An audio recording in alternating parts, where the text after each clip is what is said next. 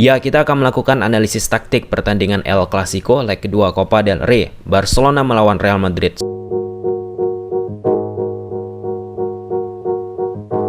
Sebelum kita masuk ke grafis taktikal, diharapkan kepada penonton untuk menonton analisis pertemuan pertama Barcelona versus Real Madrid di Copa del Rey. Ada beberapa poin di pertemuan pertama kembali direpetisi oleh Barcelona saat menghadapi Real Madrid, sehingga ketika nonton analisis leg 2 ini ada kesinambungannya. Barcelona di atas kertas gunakan pola 1-4-3-3. Di atas lapangan dinamika pergerakan pemain berubah. Barca sangat cair. Absennya beberapa pemain inti Barca sangat mempengaruhi kestabilan permainan Barca, khususnya di lini tengah. Sedangkan Real Madrid pun menggunakan pola 1-4-3-3 di atas kertas. Build up dilakukan Barcelona, bentuk shape di tengah pun serupa dilakukan Barca seperti pertemuan pertama dengan membentuk persegi. Double pivot ada Busquets dan Sergio Roberto. Attacking midfielder ada Kessie dan Gavi yang hybrid masuk ke dalam. Ter Stegen lakukan permainan bypass untuk eliminasi pressing tinggi dari Real Madrid. Araujo terima bola dari Lewandowski, kemudian Gavi masuk ke dalam ikat fullback kanan Real Madrid Carvajal, sehingga akan muncul ruang kosong bagi Balde di sektor kiri yang melakukan overlap. Pattern build up seperti ini sering dilakukan Barcelona di beberapa pertandingan terakhir. Peluang yang didapat tidak bisa dimanfaatkan oleh Barca untuk menjadi gol. Kembali taktik persegi dilakukan Barca di lini tengah, tujuannya untuk menciptakan superioritas di area tengah. Untuk menyeimbangi pemain di lini tengah Barca, Carvajal pun ditugaskan untuk man marking Gavi dengan masuk ke dalam. Tidak seperti di beberapa pertandingan El Clasico terakhir Barcelona versus Real Madrid yang ada beberapa ruang muncul di area tengah bagi pemain keempat Barca. Pemain tengah Real Madrid pun terlihat jelas menjaga satu persatu pemain dari Barcelona, sehingga sulit dijangkau Stegen dari bola-bola pendek dan membuat Stegen lakukan bypass lagi ke depan. Rafinha terima bola dari Stegen, persis skenarionya dengan beberapa analisis pertemuan terakhir Barcelona versus Real Madrid dilakukan Xavi, namun bisa diamankan oleh Camavinga yang diplot sebagai fullback kiri di laga ini.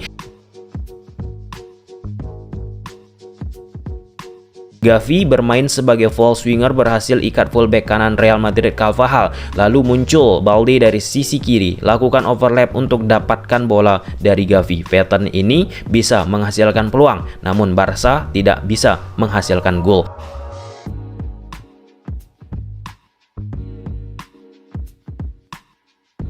Situasi di lini tengah sulit bagi Barcelona untuk keluar dari tekanan pemain Real Madrid, sehingga Sergio Busquets pun akhirnya memindahkan bola ke sektor Araujo. Camavinga pun sudah bergerak untuk tutup Araujo, sehingga gagal Barcelona untuk membangun serangan.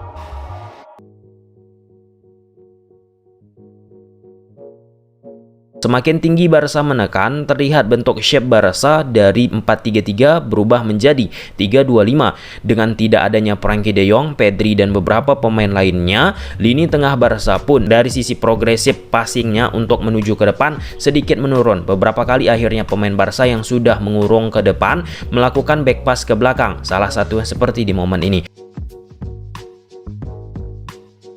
Dari beberapa klip sebelumnya, seperti apa yang disampaikan Xavi Socialaga, jika Barca tidak dapat efektif klinis di depan gawang untuk ciptakan gol, maka sama saja bunuh diri, terkhusus ketika menghadapi Real Madrid.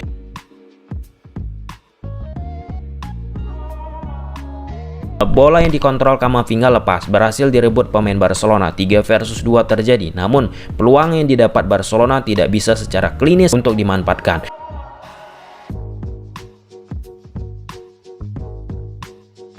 Vetan menciptakan peluang dari set play ini lagi dilakukan Barcelona. Gavi masuk ke dalam dan menarik posisi Carvajal semakin narrow merapat, sehingga ada ruang yang bisa dieksploitasi oleh Balde dari sektor kiri. Balde lakukan early crossing ke posisi Rafinha yang melakukan gerakan blind slide. Alaba salah membaca arah sehingga bola Balde tepat menuju Rafinha, namun tidak bisa dikonversikan untuk menjadi gol. Klasik Verton lagi terbentuk, Gavi masuk ke dalam, ikat fullback kanan Real Madrid Carvajal, sehingga memberikan ruang bagi Balde dari sektor kiri. Namun hasil akhirnya tetap tidak bisa dimanfaatkan Barcelona untuk menjadi gol.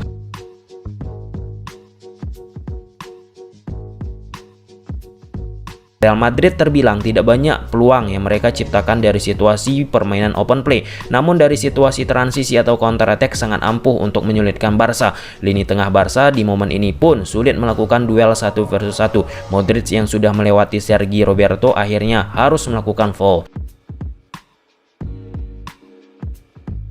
Balde yang sering melakukan overlap dari sektor kiri untuk membantu lini depan Barcelona coba dimanfaatkan oleh Real Madrid dari situasi fase transisi. Bola direbut pemain Madrid, Balde sudah out of possession. Kemudian posisi Balde tersebut diisi oleh pemain Real Madrid Rodrigo. Lini belakang pun yang ditempati Alonso terlihat kesulitan untuk hentikan kecepatan gerakan-gerakan pemain Madrid. Contoh satu seperti ini, Madrid bisa ciptakan peluang.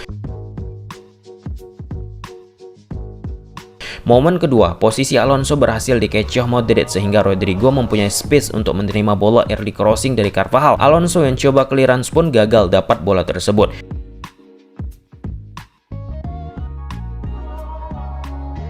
Momen ketiga, Alonso kalah menghadapi kecepatan pemain Real Madrid lewat situasi 1 versus 1. Dari kegagalan untuk menepis bola pertama membuat Real Madrid mampu menciptakan 1 gol. 3 versus 2 terjadi, pemain Barca kalah orang di belakang. Prinsip bertahan, pemain yang bertahan harus lebih banyak orang ketimbang yang menyerang. Alonso tertinggal, Benzema buka ruang untuk terima bola dari Vinicius. 3 versus 3 terjadi, lini defense Barca sudah unbalanced. Benzema berhasil sedot 2 pemain Barca, Araujo dan Koundé untuk mengikutinya, sehingga ada ruang yang muncul bagi Vinicius untuk menerima bola balik dari Benzema.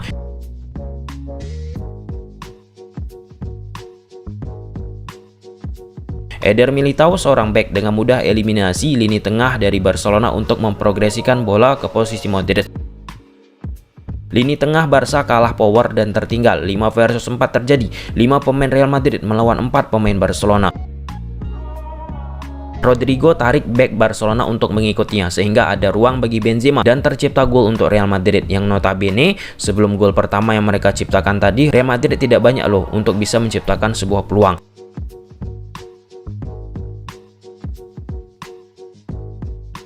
Setelah tertinggal 0-2, Barcelona tetap mendapatkan peluang, salah satunya dari pattern attacking yang sering dilakukan Barcelona. Gavi ikat fullback kanan Real Madrid Carvajal sehingga ada ruang bagi Balde. Namun kembali Barcelona tidak bisa memanfaatkan peluang tersebut untuk jadi gol.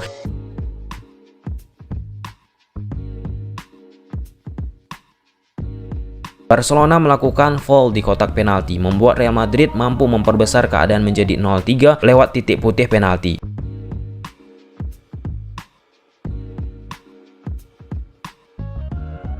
Setelah tertinggal 0-3, defense Barcelona sudah tidak stabil dari sisi organisasi. Crossing Asensio gagal diantisipasi oleh Koundé yang salah membaca pergerakan arah bola.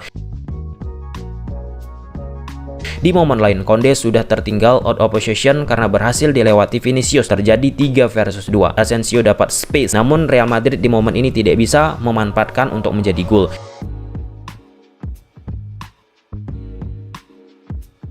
Real Madrid pun memanfaatkan kembali transisi untuk mendapatkan gol keempat. Camavinga dengan cepat berikan bola ke depan setelah pemain Madrid dapatkan bola dari pemain Barcelona yang coba melakukan serangan.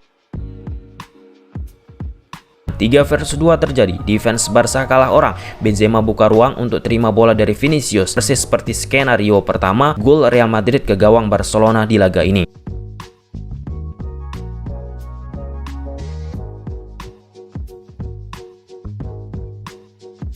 Lalu perihal handball, apakah wasit sudah tepat tidak memberikan penalti untuk Barca di momen ini? Jawabannya, wasit tepat tidak memberikan penalti untuk Barcelona di saat tendangan Gavi, bolanya terkena tangan Alaba. Karena posisi tangan Alaba konsekuensi dari gerakannya sebagai topangan bagian tubuhnya, jadi itu termasuk natural. Harus paham tentang terminologi unnatural dan natural bigger.